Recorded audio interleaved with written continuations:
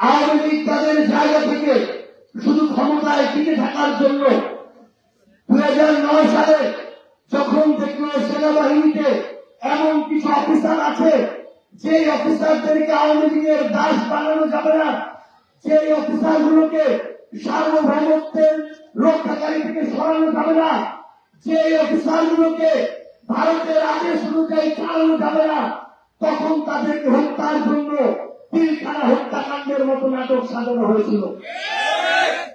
এরপরে 2013 সালে যখন দেখলো বাংলাদেশের আলেম ওলামারা কথা বলতে শুরু করেছে, ঐক্যবদ্ধ হতে শুরু করেছে, অধিকার সচেতন হতে শুরু করেছে, তখন বাংলাদেশের আলেম ওলামাদেরকে কর্নার করার জন্য, একদিকে নিয়ে যাওয়ার জন্য, ছোট করার জন্য, নির্বন্ধ করার জন্য, সাহস হারিয়ে ফেলানোর জন্য নাটক করে আরেকটা সপ্তাহ হত্যাকাণ্ড ঘটানো হলো।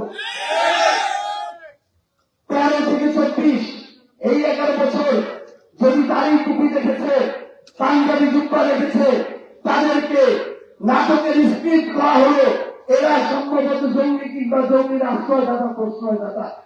এইভাবে বাংলাদেশের আলেম সমাজকে, বাংলাদেশের বড় একটা অংশকে কর্নার করে বাংলাদেশকে আরেকটা দেশের স্ক্রিপ্ট অনুযায়ী চালানো হয়েছে।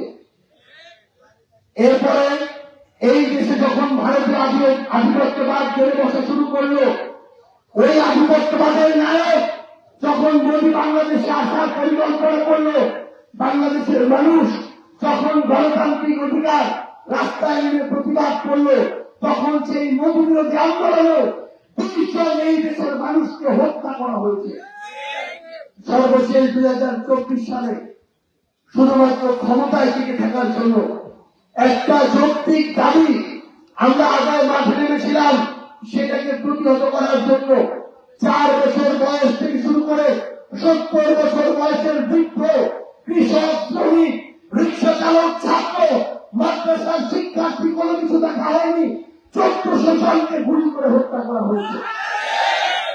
যেই মানুষ শুধু ক্ষমতায় টিকে থাকার জন্য 1400 মানুষকে গুলি করে হত্যা করতে পারে, তার হাতে কি আমার বাংলাদেশ নিরাপদ থাকতে পারে?